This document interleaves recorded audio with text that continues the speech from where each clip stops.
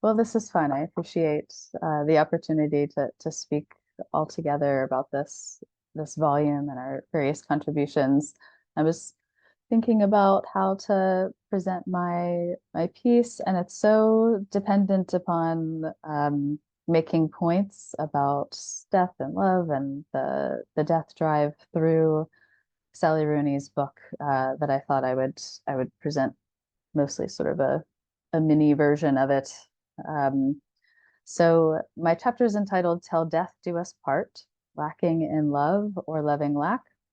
And I trace the vicissitudes of the love relationship between fictional characters Marianne and Connell in Normal People, in order to demonstrate the differences between love that clings to fantasies of normality and symbiotic union, and a love based on something of perhaps an ethics of the real. So mostly these are just quotes to sort of help you follow along. So just as the process of Lacanian psychoanalysis involves the construction of an eventual traversal of the fundamental fantasy of someone's essential way of positioning themselves in relation to lack and the other, which is repeated ad infinitum, the eroticized shifting dynamics of social status and power between Marianne and Connell play a role in their progressive construction of a fundamental fantasy that I'd say is not so much shared as it is in certain respects complementary. Through symptomatic repetitions rife with the jouissance of rejection and non-belonging, Marianne and Connell gradually assume responsibility for their desire and attain the subjective freedoms associated with what becomes a symptomatic coupling with the Sinthomait or ATIC spelling, or perhaps we might say it's a symptomatic uncoupling. So the opening chapters of the book are set in rural Carricklee, County Mayo in Ireland, where we're introduced to Marianne and Connell. They're two students in their last few months of secondary school. They appear to their peers to have very little in common. The two of them are divided by significant differences in class, social status, and physical attractiveness. In terms of class, Marianne is wealthy and lives in a mansion with her cruel older brother Alan and her cold lawyer mother Denise, who happens to employ Connell's mother, Lorraine, as a house cleaner. Not only does Connell live with Lorraine, his single mother, in relative poverty in a council house, but he's considered to come from a trashy family. Connell himself was the result of his mother's teenage pregnancy, and his uncles have all gone to prison. On the other hand, Connell is a handsome and popular jock, whereas Marianne is a fiercely intelligent, unpopular, excluded loner with crooked teeth and a plain face, we're told. The on-again, off-again nature of their romantic relationship notwithstanding, what draws and keeps them together is the death drive. Marianne describes something of this, quote, "She feels pleasurably crushed under the weight of his power over her, the vast ecstatic depth of her will to please him," end quote. The self-defeating pleasure pain of the death drive irresistibly calls them together at the expense of their own social status and of fulfilling what's expected of them. With its fantasy of normalcy, Connell's brief relationship with his girlfriend Helen serves as an example of the paler pleasures of the pleasure principle-driven iterations of the social bond. Contrasting with Marianne's so-called plain face and crooked teeth, we're told that Helen is beautiful and she has a great smile, great teeth. Helen studies medicine, has a full circle of friends, gets along swimmingly with his mother, and invites him to spend a holiday with her family. Quote, "To be known as her boyfriend plants him firmly in the social world, establishes him as an acceptable person, someone with a particular status, someone whose conversational silences are thoughtful rather than socially awkward," end quote. With Helen, it's easy, normal to say I love you, even though it had never seemed possible before. However, Connell's not so much in love with Helen as he is infatuated in the imaginary with his fantasy of her and the person he becomes with her. Quote, "He finds himself rushing to the end of the conversation with Helen so they can hang up, and then he can retrospectively savor how much he likes seeing her without the moment-to-moment pressure of having to produce the right expressions and say the right things," end quote. With Helen, he denies the unconscious truths of his drives and play acts a role of so-called normality in which his speech acts, desires, and way of relating fit perfectly within the social order. This pleasure principle version of the non-rapport of the sexual relation is not truly of, I don't know what that's, not truly love, relatively devoid as it is of giving what one does not have, of desire, or of exposing one's lack. So in various ways, Marianne and Connell are interpolated as occupying positions of non-belonging, or as abnormal by the regime of normality. The pleasure principle erects the phantasmatic screen of normality, and Helen temporarily protected Connell from, quote, feeling shameful things, saying weird stuff during sex, and having that persistent sensation that he belongs nowhere, that he never will belong anywhere, end quote.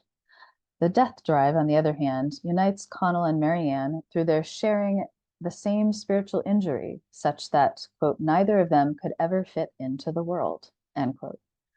Unlike Helen, Marianne sees Connell in his extimacy, in his lack, and this is what makes their love so alternately compelling, frightening, embarrassing, and maddening. To love someone means to love their lack, a lack which extimately corresponds to one's own lack. As Lacan puts it in his 8th seminar, to love is to love the object A, or agalma, as the cause of our desire one locates in one's partner. In these ways, Connell and Marianne are united via their death drives, finding a kindred spirit in each other by way of their weird thoughts and pleasures, which subvert their efforts to fit in with the crowd and enjoy a confident, smooth inclusion in the symbolic order. It's not like this with other people, and never feeling lonely when they are together are two statements which demonstrate that they are bonded through the lack at the heart of the drives. For Marianne and Connell, the impossibility of ever fitting into the world has something to do with being interpolated by the social order as trash. This is something of a master signifier, you might say, in the novel. Connell takes on the position of trash via social class, and Marianne embodies trash in her masochistic, although ultimately hysteric, fundamental fantasy. So occupying the position of non-belonging necessitates a certain assumption of lack, a lack which might be considered as the refuse or trash of the other. On the side of the subject, one model for the subjectification of lack is the psychoanalyst.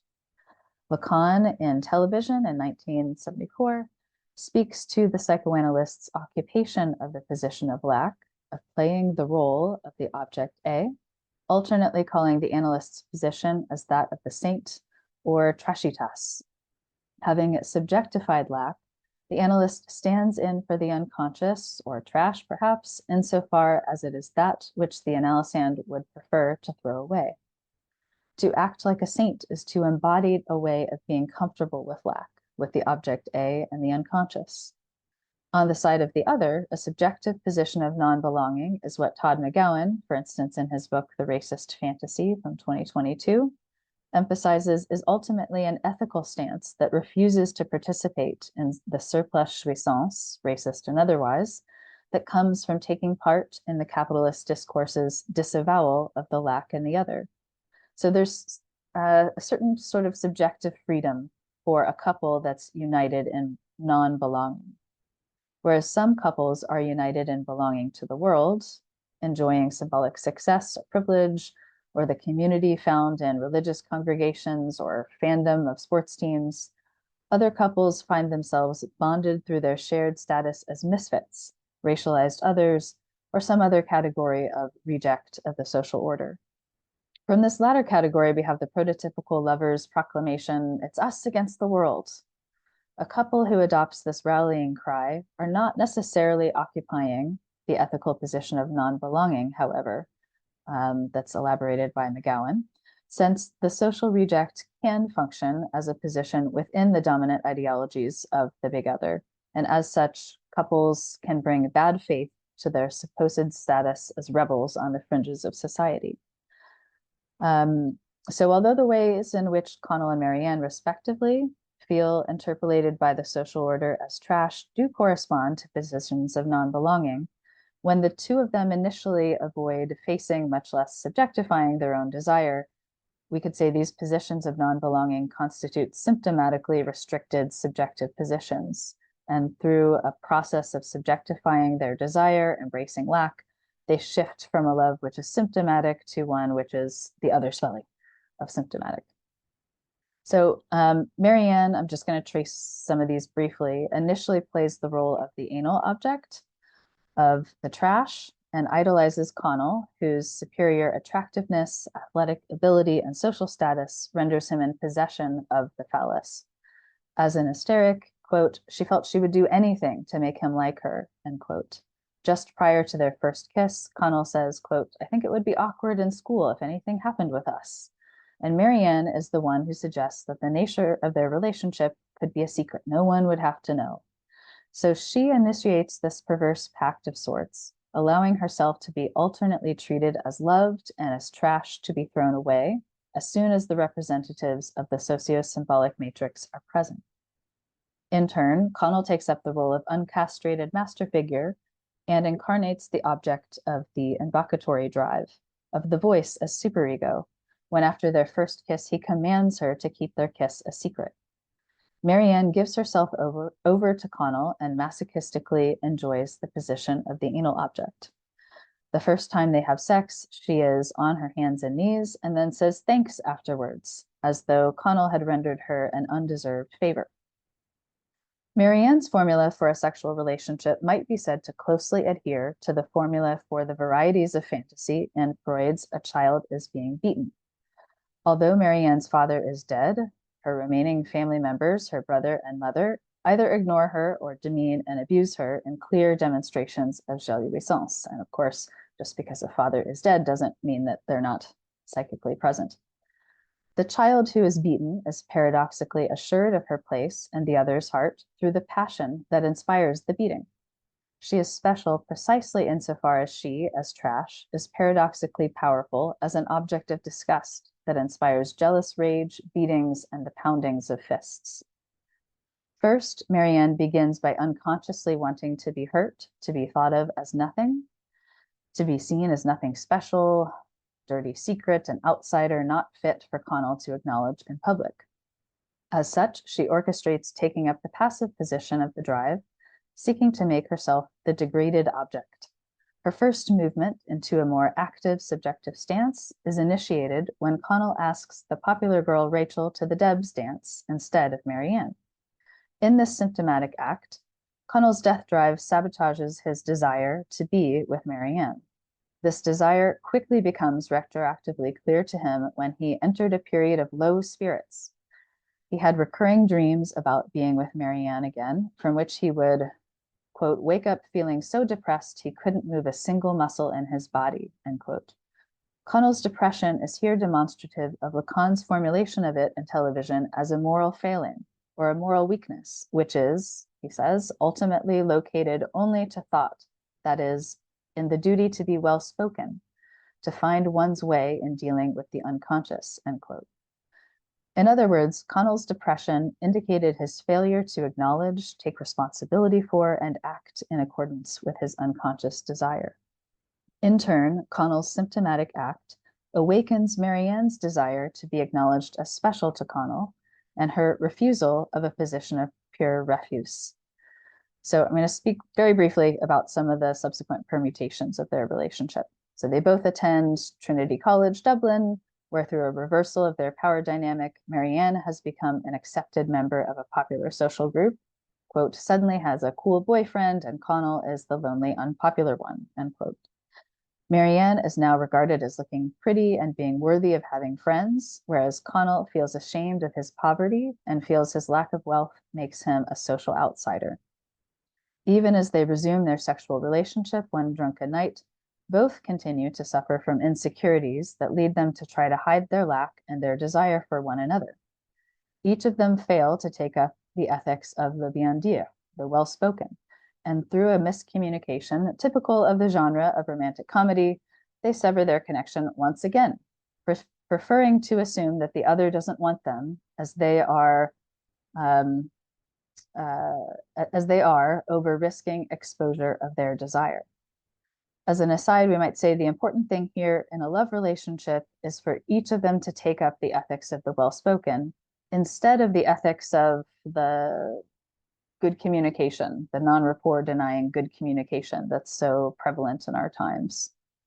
So Marianne subsequently engages in several unfulfilling sadomasochistic sexual relationships in which she lifelessly performs the rote repetitions of the drive and doggedly represses her desire.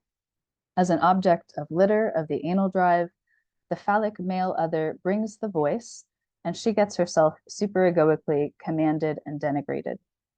For his part, Connell enters a deep suicidal depression. After this, the two of them make moves toward subjectification of their desire.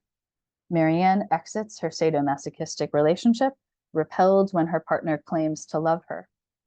Connell, a writer, is able to start writing again and to overcome his great trepidation at being exposed as a fraud through submitting a piece for publication in the college literary magazine. Then he takes another risk, thus exposing his lack in desire, and applies for an MFA program in New York. Connell and Marianne reconnect and are finally able to voice their love and desire for one another. However, this blissful union comes to an abrupt end only minutes later when Marianne asks Connell to hit her, and he refuses to do so. Although he does not wish to hit her, he knows he enjoys and has cultivated, quote, the effortless tyranny over Marianne, someone who seems to other people to be so invulnerable, end quote. As such, Connell's jouissance and drives do align with Marianne's. One's relationship to the real of the drives can be more or less conducive to the survival of the love relation, because in order for the love and the lovers themselves to live on, the death drive cannot completely take hold of the subject. Connell's refusal sets in motion Marianne's own refusal of the extremes of the death drive. What's more, Connell's refusal of Marianne's request for him to beat her is itself a response of love or of recognition of Marianne at the level of being. Lacan's formula for love from Seminar 19 is clearly relevant. Quote, I ask you to refuse me my offering because this isn't it, end quote.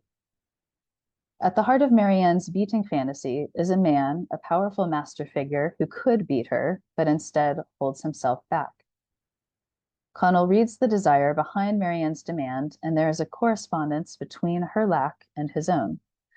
Being seen at the level of being, or having one's desires and one's drives recognized, however, does not feel straightforwardly pleasurable, as the exposure of one's lack elicits an intense vulnerability. As such, feeling horrible shame after Connell's refusal to hit her, Marianne insists on walking home. She is met upon her arrival by her abusive brother Alan, who, in a fit of rage, ends up drunkenly giving her what she had asked Connell for. So then, blood streaming out of her face and nose, Marianne makes an important and unprecedented move away from her repetition compulsion and towards subjective freedom. Marianne calls Connell, minimizing what happened at first, but asking him to drive over and get her. In admitting that she wanted Connell's help, that she chose the bonds of love with him over the shackles of destruction and degradation, tying her to Alan and to her mother, Marianne gives her desire as an agentic subject to Connell, and, at least in that moment, leaves behind the realm of belonging as the trash object. So both Connell and Marianne, in turn, set a limit to the extreme of the masochism of the death drive, while at the same time accepting more than ever that they are bound together in love by the drives. So 7 months later, they're still together when Connell announces that he has been accepted into the MFA program in New York. Marianne, we are told, is now capable of believing that Connell loves her, that she is worth loving instead of being seen as trash. In spite of Connell giving her the power to tell him to stay, Marianne encourages him to go to New York, to pursue his desire at the expense of their togetherness. Love here is depicted as giving up one's own enjoyment and even the potential longevity of the relationship itself for the sake of encouraging the other to pursue their desire. Quote, what they have now, they can never have back again, end quote. Accepting the essential flux of life of the death of each present moment and each fictional idea of what one has or does not have in a romantic relationship paradoxically allows for a symptomatic love connection, one which is bound together by the couple's singular, or to make really bad pun, copular, coup being French for cut, acceptance of the lack of enjoyment at the heart of the death drive. So a Lacanian psychoanalytic vision of subjective freedom coincides with the construction of an identification with the symptom as a knotting together of the imaginary, symbolic, and real, and it is one's radically individual solution to living in a social world and with the ultimate real of death. Neither the self nor the big other can be seen as having the potential for completion. There's no other who can provide meaning to life. In identification with the symptom, one identifies with the perpetual failure to achieve any substantive presence, knotting oneself together in a way that is more inclusive of the death drive itself. When a couple unites in this failure, in the lack at the heart of the self and the big other, in the impossibility of the sexual relation, the regimes of belonging and normality are revealed in their unfreedom. In contrast to the bonds of marriage, the bonds of symptomatic love, which of course may also involve marriage, are not forged in the vow, till death do us part, but instead in an implicit acknowledgement of being in each moment joined together in death. Since at the end of analysis, the individual's enslavement to covering overlap is disrupted, resulting in a savoir-faire regarding the real, the process of psychoanalysis typically reduces the occupation of the social link in the form of aggression. However, symptomatic love, bound in desire and with the real of the death drive, can absolutely involve jouissance in hitting, physically restraining, or otherwise demeaning one another, especially in, but also outside of the bedroom. As such, perhaps somewhere there is a real-life version of Marianne and Connell who are at this very moment yelling vulgar nothings to one another. You freak, you weirdo, you nothing.